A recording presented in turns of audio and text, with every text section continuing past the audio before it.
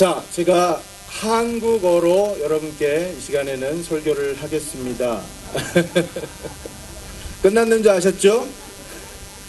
예, 사도행전 2장 46절 47절입니다. 사도행전 2장 46절 47절 두 절의 말씀입니다. 제가 읽겠습니다. 날마다 마음을 같이하여 성전에 모이기를 힘쓰고 집에서 떡을 떼며 기쁨과 순전한 마음으로 음식을 먹고 하나님을 찬미하며 또 온 백성에게 칭송을 받으니 주께서 구원받는 사람을 날마다 더하게 하시니라. 아멘. Today's our text is from Acts chapter 2 verse 46 and 47. I'll read NIV version. Every day they continued to meet together in the temple court. They broke bread in their homes and ate together with glad and sincere hearts, praising God and enjoying the favor of all the people. And the Lord added to their number daily those who were being saved. Amen.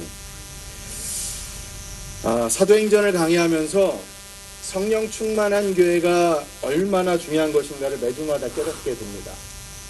성령께서 임재하시는 교회, 성령의 권능이 말씀을 통해서 역사하시는 교회, 특히 심령 중심을 찌르는 역사가 일어나는 교회가 진짜 교회, 하나님께서 만드신 첫 교회에서 일어난 일이죠. 성령 충만한 교회가 그렇다면 실제로 어떤 모습이었는가, 오늘 이 텍스트를 통해서 두 가지를 여러분과 짧은 시간이지만 나누어 보려고 합니다. 첫째는 생명을 나누는 교회, 둘째는 기쁨을 누리는 교회. 한번 따라해 주시겠습니까? 생명을 나누는 교회, 기쁨을 누리는 교회. 교회 대신 여러분, 교회는 건물이 아니고 교회는 바로 하나님의 성전이신 여러분 아닙니까?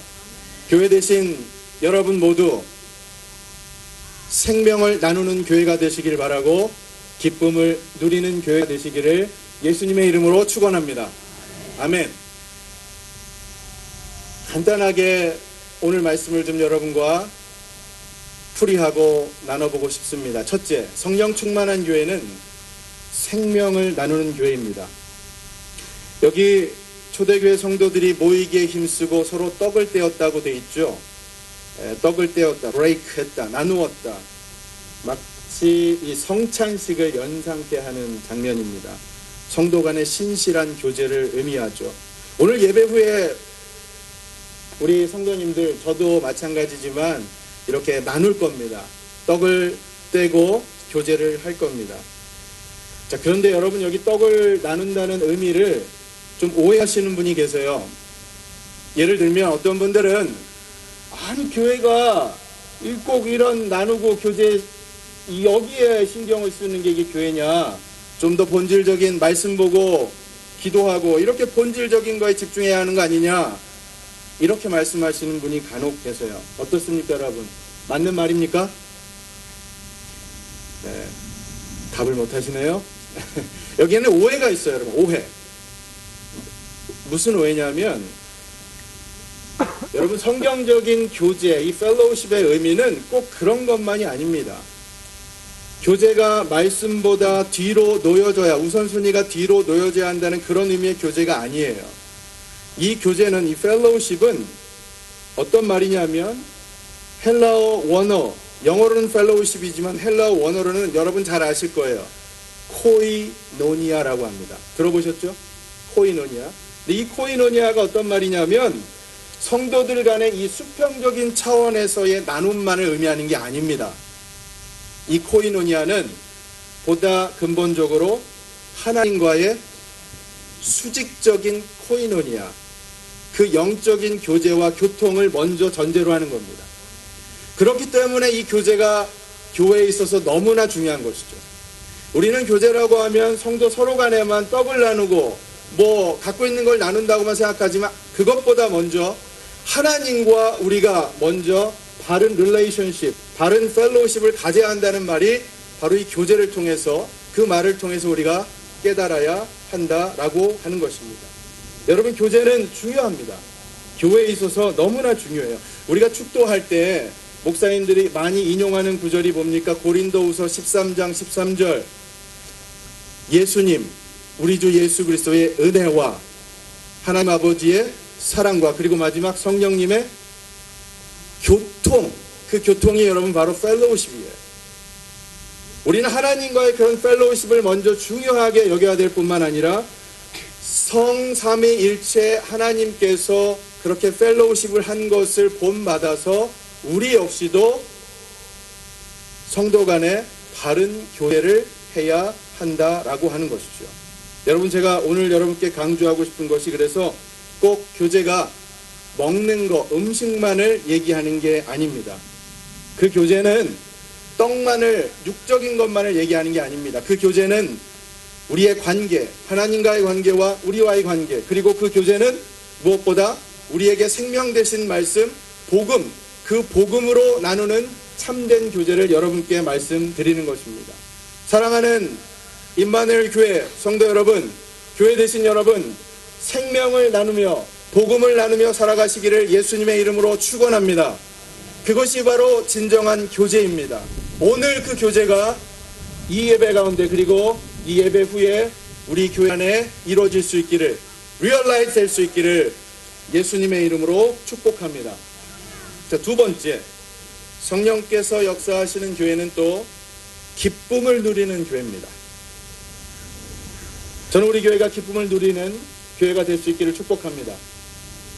실화인지는 모르겠지만 이런 예화가 있습니다. 한 성도가 이사를 해서 새로운 도시에 가서 예배할 곳을, 교회를 찾는데 초행이라 길을 모르니까 마침 있는 교통경찰에게 그 교회를 어디냐고 물었더니 경찰이 친절하게 가르쳐줘서 가서 예배를 드리고 나왔는데 나중에 보니까 그 교회가 아니라 다른 교회를 알려줘서, 아니 왜 그 교회를 알려줬습니까? 라고 물었더니, 아, 당신께서 물어보신 교회보다 저기 저 교회에서 나오시는 성도님들이 더 밝게, 더 기쁘게, 환한 모습으로 나와서 저 교회가 저에게는 더 교회다운 교회라고 생각을 해서 소개를 드렸습니다 라는 예화를 본 적이 있습니다.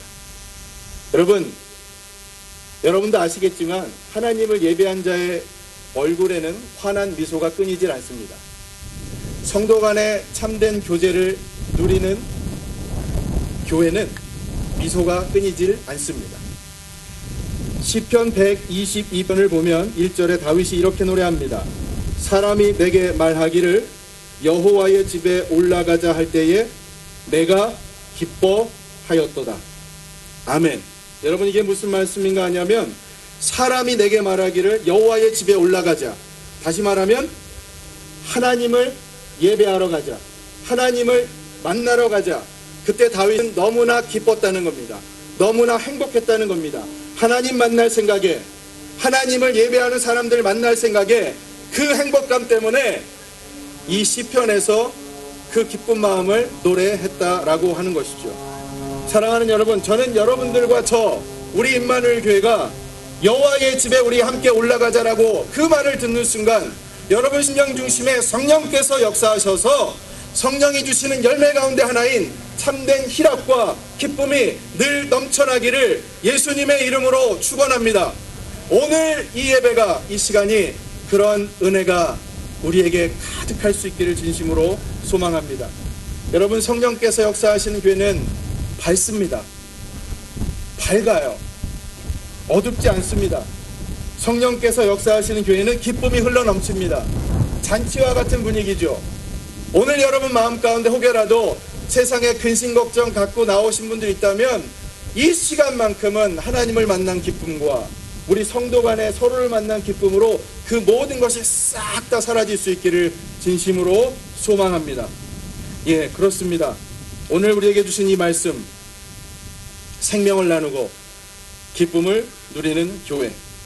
여러분, 가끔 성도님들이 간증집이나 라디오 그런 데서 나오는 간증 들어보면 우리가 많이 듣는 얘기가 있어요. 예수 믿고 났더니 매일매일 똑같았던 일상들이 달라지더라는 겁니다. 이 똑같은 나무, 똑같은 산이 달라 보이더라는 거예요. 오늘 봤던 구름이 똑같은 구름이 아니더라는 겁니다. 하늘을 나는 새가 마치 나에게 얘기하는 것 같고, 나무가 나에게 속삭이는 것 같고, 아마 오늘 그런 분도 여러분 이 자리에 그런 분 계실지 몰라요. 여러분, 그게 그냥 단지 시적인 표현이 아닙니다. 환상을 보고 얘기하는 게 아닙니다. 예수 믿으면 그렇게 세상이 달라 보인다는 것이죠. 예수 믿으면 성령께서 우리 안에 역사하셔서 우리가 보는 것이 많이 달라 보이게 된다는 것입니다.